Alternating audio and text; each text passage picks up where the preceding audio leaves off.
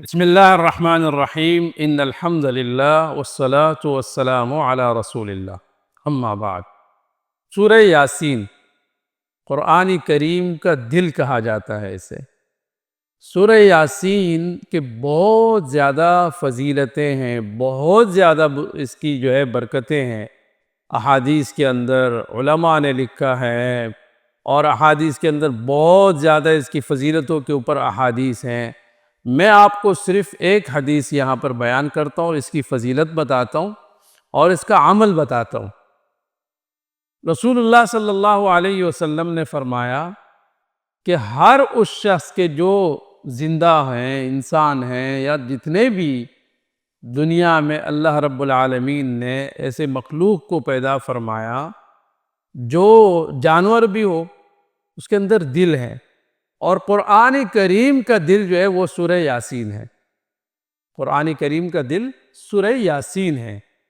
سورہ یاسین کا پڑھنا روزانہ کے لحاظ سے اگر آپ اپنی ترتیب بنا لیں تو ایک فضیلت تو یہ ہوگی کہ یہ قرآن کریم کا دل ہے، اور دوسری فضیلت، دوسری حدیث رسول اللہ صلی اللہ علیہ وسلم کی کہ جو شخص روزانہ صبح کے وقت سورہ یاسین پڑھے گا اسے اللہ جل جلالہ 10 دفعہ قرآن کریم ختم کرنے کا ثواب عطا فرمائے گا۔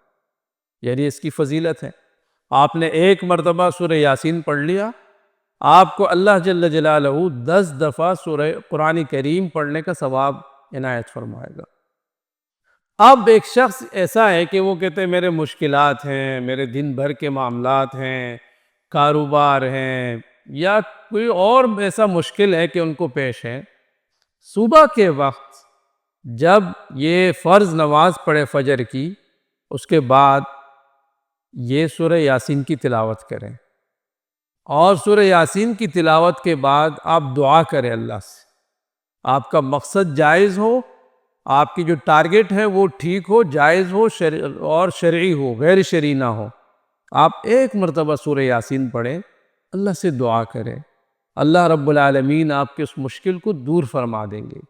اور قرآن کریم کا ایک ایک حرف، قرآن کریم کی ایک ایک آیت، قرآن کریم کی ایک ایک سورت، ہر ایک کی اپنی فضیلت ہے، ہر ایک کے اپنے برکات ہیں، اور پورے قرآن کریم کے برکات ہیں۔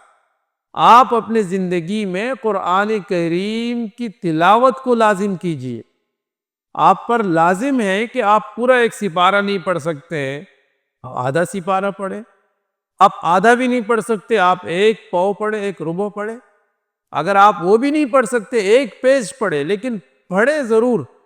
آپ جتنے قرآن کریم کی تلاوت کریں گے، کیونکہ قرآن کریم عظمت والی کتاب ہے، برکت والی کتاب ہے، شان والی کتاب ہے، اور اللہ کا ذکر ہے۔ اللہ رب العالمین نے اس کے اندر اپنے تمام کے تمام بندوں کے لیے وہ عظمتیں، وہ برکتیں رکھی ہیں کہ وہ انسان اس کا احاطہ نہیں کر سکتے۔ تو اللہ پاک سے دعائیں بھی کریں، قرآن کریم کی تلاوت کیا کریں۔ جنہوں نے قرآن نہیں پڑھا وہ قرآن کریم کو پڑھنا شروع کریں، اپنے بچوں کو بھی پڑھائیں، اپنے بچے کو بھی سمجھائیں کہ وہ قرآن کریم کی تلاوت کریں۔